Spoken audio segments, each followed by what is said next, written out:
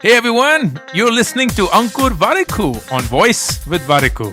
On this podcast, I talk to you about entrepreneurship, how to grow in life, manage personal finances, handle failures, and a lot more things that just come to my mind.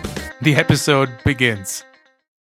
Here are the top 3 questions that I get over and over and over and over again in my emails or my DMs or my messages that I get. In no particular order. I hate my job, but I can't leave it. I have financial responsibilities. I have a family to take care of. I have parents to make proud of, whatever the case is. Can you please help? I don't like what I'm studying. I'm stuck in a course that I have zero interest in. I just picked it up because my parents forced me into it, or I thought that it would work for me, but it clearly doesn't work for me. Please help.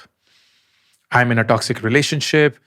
We constantly keep fighting, or my parents are toxic. They mentally or physically abuse me. I want to escape this relationship. Please help. It's crazy how often I get one of these 3 questions come my way.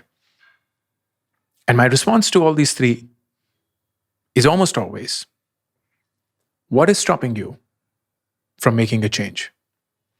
I know that's a very, very poor response to this question, because at this point of time, people just want someone to shoulder them, someone to empathize with them, someone to tell them that everything's going to be okay and all of that. But I am guessing that the reason why they're reaching out to a complete stranger, which is me, is because they've tried all of that. And people most likely have lent them a shoulder, most likely have told them that, hey, everything is going to be okay, don't worry, don't overthink this. But it's clearly not worked. It just hasn't worked. And I know for a fact that if you're listening and you're in one of these 3 situations, or for that matter, any problem that you're facing, and you've tried to share that with your friends, your family, your world, and if they have left you feeling empathized, it may have helped in that moment, but it didn't solve the problem. So you're now reaching out to a completely new stranger. The stranger happens to be me for some people, and they're asking for my help. And my job then is not to do the same thing that their friends and family have done, which is to empathize, to hug them, to let them cry on my shoulder. It is to actually help them. If they have asked for my help, then that becomes my responsibility. So the first step towards that help is asking them, what stops you from making a change happen? And it's fascinating. It's fascinating, the responses I get. Because most of them, 99% of them, are hinting towards one feeling. The feeling of feeling stuck. The feeling of feeling stuck.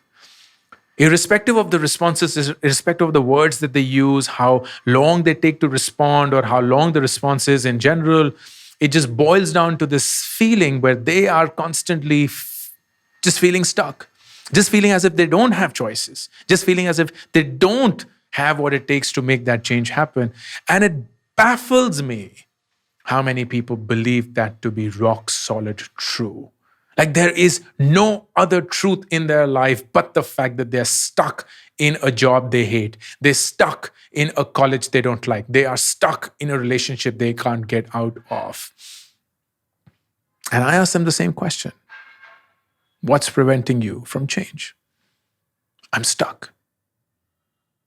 And here's the truth. Who is your worst enemy in your life? That's the title of the podcast, right? So I have to answer that question. Who is the worst enemy in your life? And here's the answer. Anyone in your life that makes you believe that you're stuck in life and don't have choices is your worst enemy. I'll say that again. Listen to it carefully. Anyone in your life who makes you believe that you are stuck in life and you don't have choices is your worst enemy. And here's a bigger thing about this. That person, for most people, is they themselves. Our worst enemy is we ourselves. Our worst enemy is ourselves because we have convinced ourselves that we are stuck, that we don't have choices in our life. And that paralyzes us.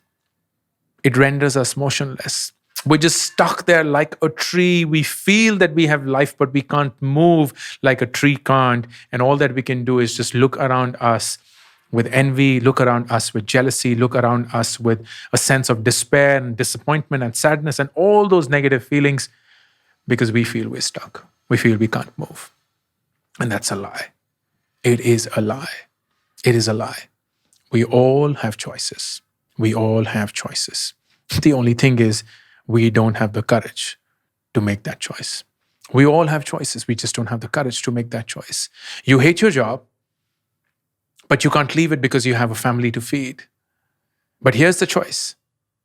Choice number one is you get into the job, get that financial security that you need, but of course you don't get that fulfillment that you want from life. But whatever time is left outside of your job, however little it is, your nights, your weekends, you don't while away watching Netflix, you don't while away watching Instagram Reels, you just devote yourself 100% like a maniac looking for a job, looking for the right place, and applying, cold emailing founders, reaching out to recruiters, doing everything that you can, not putting yourself into that pressure situation that you need to find a job right now, but giving yourself the opportunity to find the right job for you when it happens. And it's only going to happen when you make that choice that everything else in your life is a distraction except finding a job.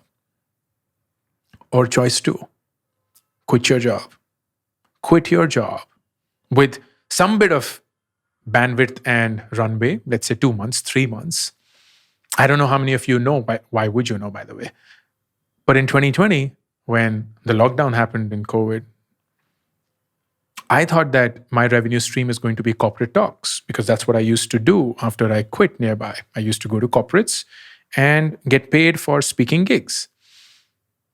And suddenly that went away overnight. And I was left with no revenue stream, no income. I didn't have any cash in my bank. All my wealth was attached to Nearby equity, still is.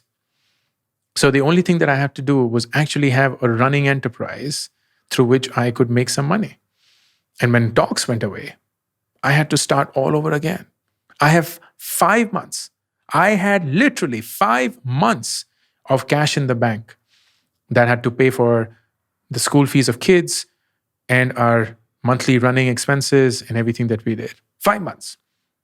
Which meant if I had no money coming in within 5 months, we'd be bankrupt. We'd have to sell our house. We would not be able to pay the AMIs. Now, I had that runway. But what I did in that next 5 months was just devote myself 100% in finding the opportunities that lay ahead of me. And I found one.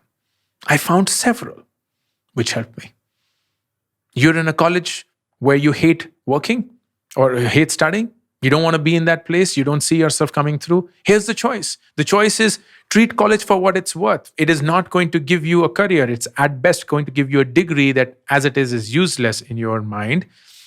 So now use college for what college can give you. Use college for the opportunities. Use college for the internships. Use college for the networking. Use college for exploring yourself and figuring out what is it that you could do. Go and become a student of different subjects. Go and become a student of different other streams or different other industries. Explore, network, intern, freelance, pick up projects. Do not waste your time, but just devote yourself to finding what next you want to do. You have a choice.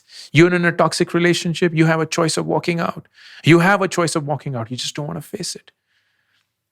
Anyone who makes you believe that you're stuck in your life is your worst enemy, and that worst enemy could be you. Most likely is you. And that reality that you have built for your own self, that you're stuck, that you have no way to go, that you are optionless, is the single biggest thing that will bring you down. It's December 2021. It's 1 month before we finish this year. This year has been intensely hard for a lot of us. We've been through a lot. The world has been through a lot, and each one of us has suffered and been impacted in some meaningful manner that has changed us. And the worst thing to end this year with will be this persistent feeling that you're stuck. Change that. Change that.